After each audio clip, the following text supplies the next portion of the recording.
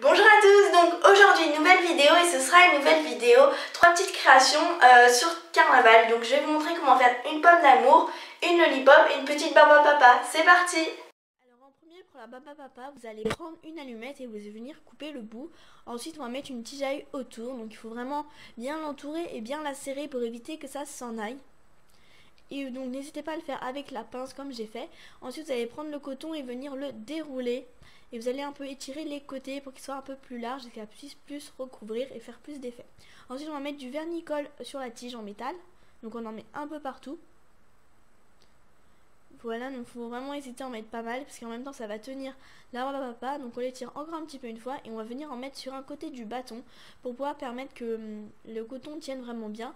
On commence par le côté carré, pas par le côté qui est effilé, et on va venir tourner tout autour en fait. Voilà, et on finit ensuite par mettre un petit peu de colle à la fin. Donc vous inquiétez pas, en séchant elle va devenir transparente, donc ça ne va plus se voir. Et vous laissez sécher ça un petit peu, donc vraiment pas longtemps, mais vous la mettez pas au four. Ensuite on va faire la pomme d'amour, donc pour ceci vous allez prendre du rouge qui va venir en porte-piécé.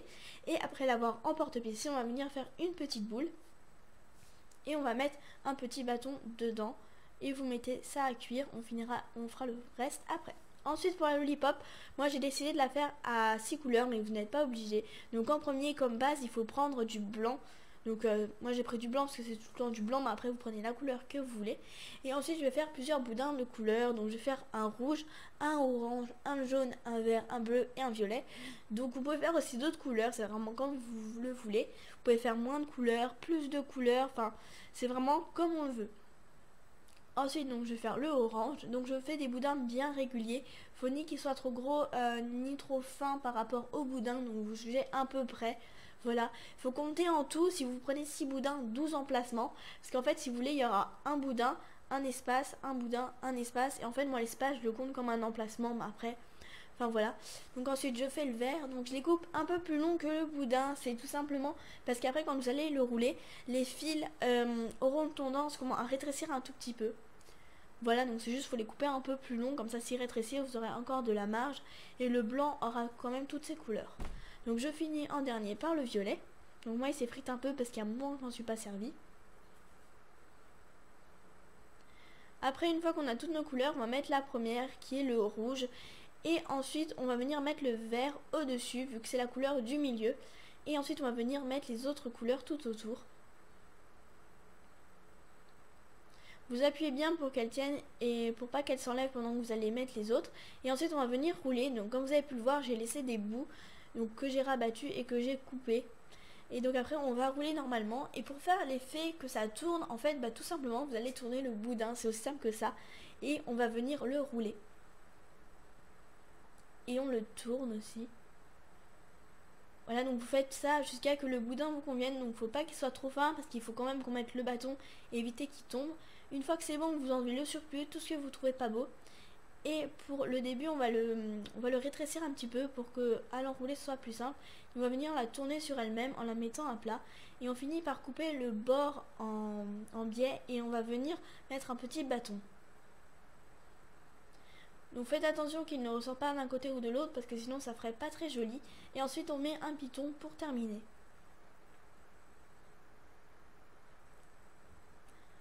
Ensuite on met tout ça au four 30 minutes à 110 degrés. Après, une fois que c'est terminé, vous allez prendre vos créations et regarder que les bâtons sont bien accrochés. Si vous n'arrivez pas à les enlever, vous ne mettez pas de colle, c'est logique. Sinon pour le piton, il faut toujours mettre de la colle. Donc pour la barbe à papa, la tige est déjà accrochée. Et pour la pomme d'amour, vous verrez après comment on va mettre la tâche. Donc on vernit la lollipop. Il n'y a besoin que de vernir la lollipop. Il n'y a pas besoin de vernir la pomme d'amour et la barbe à papa. Parce que vous allez voir pourquoi la pomme d'amour puis la barbe à papa, il n'y a pas besoin. Après on va prendre de la peinture à vitraux. Et on va venir tremper la pomme d'amour dedans jusqu'au bâton, jusqu'au bord du bâton. Et on va enlever quelques gouttes pour éviter que ça fasse le bord tout plat. Et on va poser la pomme d'amour. Donc je vous conseille de faire le bas un peu plus plat que moi parce que le problème c'est qu'elle ne tenait pas toute seule. J'étais obligée de la tenir et c'était vraiment assez galère. Donc à la fin j'ai réussi quand même à la faire tenir avec une tasse. Et ensuite on va passer au montage. Donc en premier toujours on prend le porte-clés, la chaîne d'extension à 10 maillons. Ça vraiment ça change pas, c'est toujours la même chose. Et ensuite on va voir les éléments qu'on va mettre en décoration. Donc moi j'ai décidé de mettre un nœud, une bouteille de coca et un petit cœur. Ensuite on va prendre les anneaux et on va venir accrocher toutes ces créations, enfin toutes ces petits assortiments pour décorer. Vous les mettez dans l'ordre que vous voulez. Je vous conseille de mettre ça en premier, comme ça après le porte-clés sera moins lourd et aura moins tendance à tomber parce que vous n'avez pas trop de points pour le tenir, on va dire. Voilà, donc on met le nœud aussi, faut vraiment pas en oublier. Après c'est pas très grave, vous pouvez les remettre. Et ensuite on va choisir les éléments, comment on les place. Donc avant de les placer, on coupe le bâton de la lollipop. Et donc j'ai décidé de placer en haut la lollipop. Après la barbe à papa au milieu.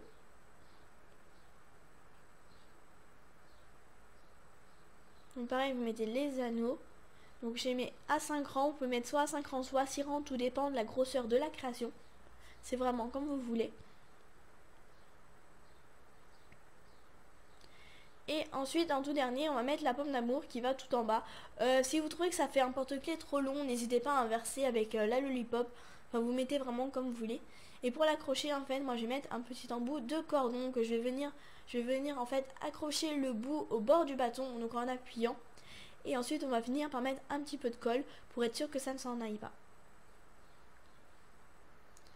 Et on va accrocher tout ça, donc comme je vous ai dit, en bas, donc toujours avec un anneau. On referme. Et donc voilà ce que ça donne pour le porte-clés de carnaval. Cette petite vidéo vous aura plu. Si jamais vous avez des questions, n'hésitez pas à me les poser en dessous en commentaire et j'y répondrai dès que possible. Voilà, je vous fais de gros bisous, je vous dis à bientôt. Au revoir!